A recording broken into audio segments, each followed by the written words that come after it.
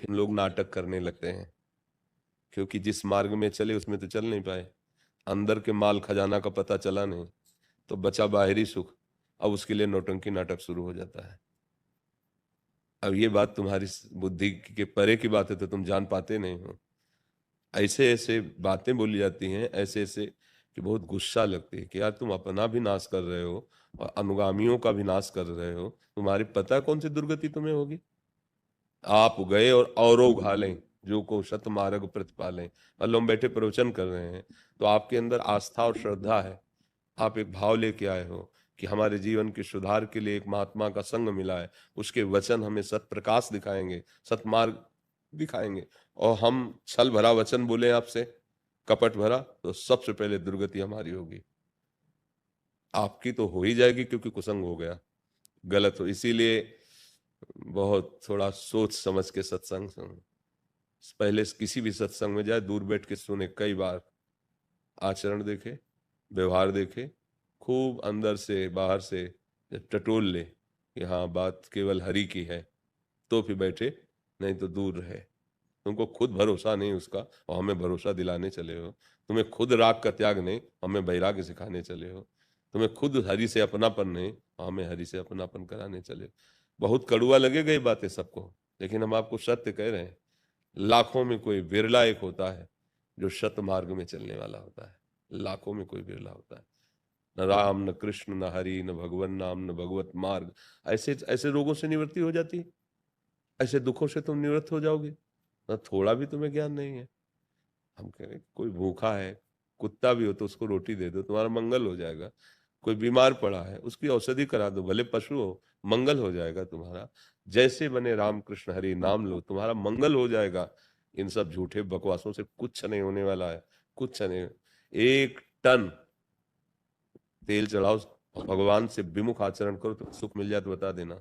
और 1 बूंद मत चढ़ाओ, राम राम राम राम राम, कृष्ण कृष्ण कृष्ण कृष्ण, और कोई तुम्हारा बिगाड़ दे तो मैं बता देना कि तुम्हें समझे में नहीं आ रहा है। ये सब भगवान के पार्षद हैं, जितने नवग्रह आदि हैं। जब आप भगवान से विमुख रहोगे, गंदे आचरण करोगे, तो चाहे जो कुछ करो ये तुम्हारा नाश ही करेंगे। और सही ढंग से चलोगे तो चाहे जितना बुरे स्थान पे बैठे होंगे, कुछ नहीं बिगाड़ सकते। जो पे कृष्ण चरण मन अर्पित तो करी है का नवग्रह रंग।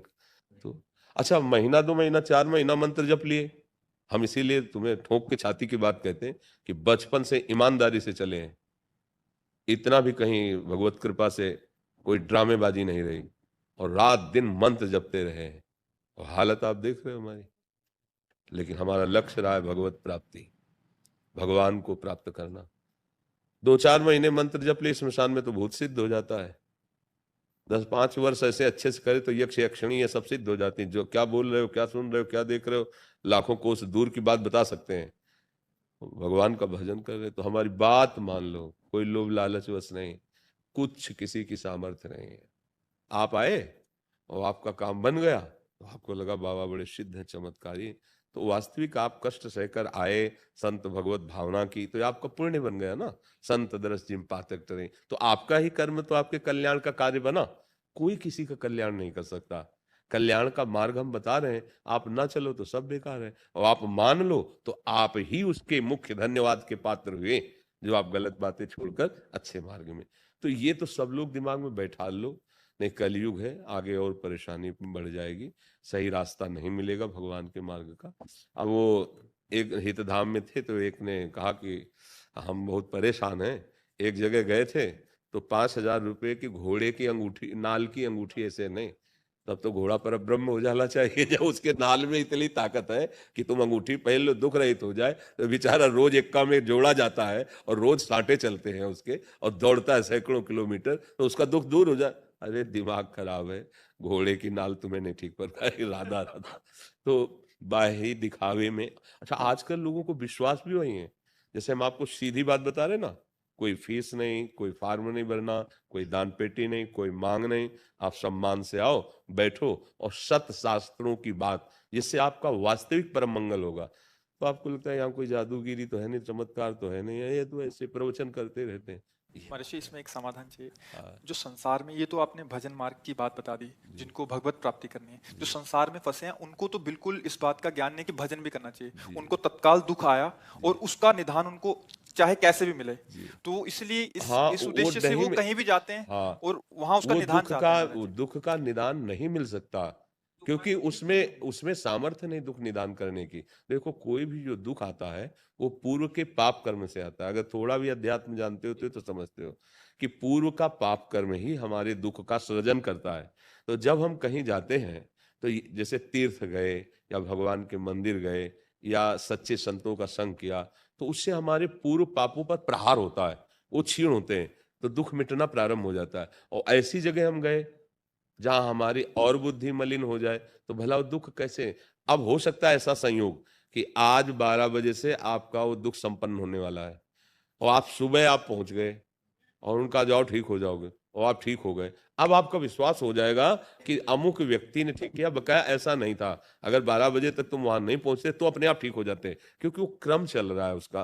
कोई किसी को दुखी या सुखी नहीं कर सकता, हमारे कर्म ही हमको सुखी दुखी करते हैं। इसमें पक्का समझ लो, चाहे जहां भाग के चले जाओ। अगर एक व्यक्ति हमको ऐसा लाओ कि एक बार आशीर्वाद देने के बाद पूरा जीवन हो गया, उसने कभी दुख का मुंह नहीं देखा, कहीं से भी किसी का भी अनुयायी हो, एक व्यक्ति लाओ, तत्कालिक घटना, तत्कालिक वर्तमान दुख का शमन, तुक्का, पुण्य का। नहीं, एक आदमी हमें ले आओ पूरी सृष्टि में कि ये उनका आदमी है और जिस दिन से आशीर्वाद दिया बस करोड़पति बनता चला गया, सारी सुख सुविधाएं चरण चूम रही हैं। और कभी, ये तो सब बहुत छोटी बात है। भगवान के अवतार दत्तात्रेय जी हैं, आपने सुना है? स्वयं भगवान के अवतार हैं दत्तात्रेय जी, और अवधूतों के गुरु हैं, परमहंसों के अवधूतों के गुरु हैं। और आराधना की शास्त्राबाहु अर्जुन है वंशी, आराधना करके प्रसन्न कर लिया और उनकी प्रसन्नता से उसको बहुत सी सिद्धियां प्राप्त हुई कि अब वो 88,000 वर्ष तक जवान रहकर विषयों का भोग किया। 88,000 वर्ष तक कोई भी वैभव उसके ऐश्वर्य की कमी नहीं थी। और बुद्धि भ्रष्ट हो गई, जमदग्नि जी का अपराध कर दिया, परशुराम के पिता, यहां तक कि हुआ क्या, सर्वनाश कर दिया। उन्हीं भगवान ने, जो दत्तात्रेय जी के रूप में थे, वही परशुराम भगवान के ही तो अवतार है ना। कहा ललकार ललकार के पूरे वंश को काट काट के ऐसे पहाड़ लगा दिए उनके। आप समझो, दत्तात्रेय जी जैसे महायोगी का अवधूत का संग करके वो विषयी बना रहा। वो इतना नीच हरकत कर गया कि एक ब्रह्म ऋषि की हत्या कर दी। अब समझना पड़ेगा, दुख निवृत्ति सिद्धियों से भी नहीं होती। दुख निवृत्ति एकमात्र भगवान की प्राप्ति से होती है। जैसे केवट जब भगवान के चरण धो रहा है ना, तो भगवान बाद में देते हैं ना कुछ, तो कह रहा है अब कछनाथ न चाहिए, अति आनंद उमगी अनुरागा, चरण सरोज पखारन लागा। तुम्हें तकलीफ है, शारीरिक समस्या है, डॉक्टर के पास जाओ, क्योंकि वो भी प्रायश्चित होता है। पैसे देते हो, जाना होता है, दवाई खानी होती है, ऑपरेशन कराना होता है, जो पाप का प्रायश्चित हो रहा है, आप उसमें ठीक हो जाओगे, उसमें कोई संशय की बात नहीं। पर ये जो जादू टोना है, ये जो भसम राख, और इससे नहीं होना, हमारी बात मान लो। हाँ खूब अच्छे, मतलब अपने लोग क्या है, पूरा जीवन इसी में व्यतीत किया है ना।